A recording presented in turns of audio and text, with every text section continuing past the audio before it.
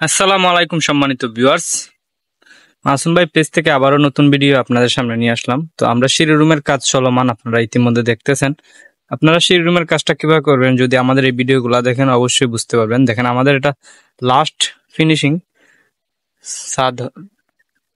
ছাদের সিঁড়ি রুম, তাই আমরা উপরে রডও বাড়তি রাখা হয় নাই, শুধু টিন দেওয়া হবে। তো আপনারা যদি লাস্ট ছাদের সিঁড়ি রুম করেন অবশ্যই এদিকে 7 ফিট রাখবেন আর ওইদিকে আপনি 8 ফিট রাখবেন। আবার যদি আপনি উপরে ছাদ করেন তাহলে আপনি ওই জায়গায় 5 ফিট রাখতে হবে, আবার ওই জায়গায় 7 ফিট রাখতে হবে। তো আপনারা যারা সিঁড়ি রুম করতে চান অবশ্যই এই নিয়মটা ফলো করেন।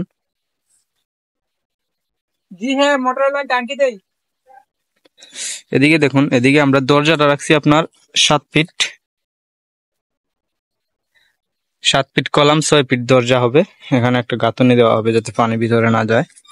তো আপনারা যারা যারা সিঁড়ি রুমের কাজ করাতে চান অবশ্যই এই নিয়মে কাজ করাতে পারেন। দেখেন আমরা জানালা রাখছি ওইদিকে আপনার 2 ফিট আর 4.5 ফিট। তো আমরা একটা ডিজাইন করছি গাঁথনি করে, আসলে ডিজাইনটা অনেক সুন্দর লাগে। তো আপনারা যারা কাজ করাবেন বা কাজ করাতে যাচ্ছেন অবশ্যই এই নিয়মটা ফলো করতে পারেন। দেখেন আমরা এভাবে একটা রড রাখছি যাতে পরবর্তীতে মার্বেল বসানো যায়। এই রডটা রাখলে আপনার একটা কাঠ কম লাগবে, বাবা রডের মধ্যেই মার্বেলটা পেঁচিয়ে নেবে। তো আর একটা প্রশ্ন অনেকে করেন যে কতদিন পরে গাঁথনি করার, কতদিন পরে প্লাস্টার করবেন। ভাই আপনারা যদি গাঁথনি করার 1 মাস বা 15 থেকে 20 দিন ম্যাক্সিমাম থাকতে হবে গাঁথনি, তারপরে পানি টানি খাওয়ানোর পরে কিউরিং করার পরে আপনি প্লাস্টারও ধরতে পারেন। কারণ অনেক সময় গাঁথনি পানি না খাওয়ায় মিস্ত্রি প্লাস্টার করে বলে পরবর্তীতে প্লাস্টার গুলা ফাটল দেয়। আপনারা অবশ্যই কিউরিং করবেন ভালোভাবে, পানি খাওয়াতে হবে, গাঁথনিটাকে আগে শক্ত করতে হবে, তারপরে আপনি প্লাস্টার করতে পারেন। তো আশা করি বুঝতে পারছেন। আপনারা যদি আমাদের চ্যানেলে নতুন হয়ে থাকেন অবশ্যই আমাদের চ্যানেলটা ফলো করে দিবেন আর আমাদের সাথেই থাকবেন।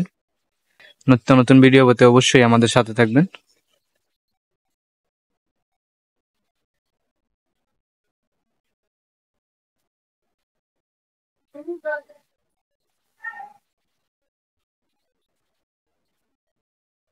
গাঁথনিটাকে আগে শক্ত করতে হবে, তারপরে আপনি প্লাস্টার করতে পারেন।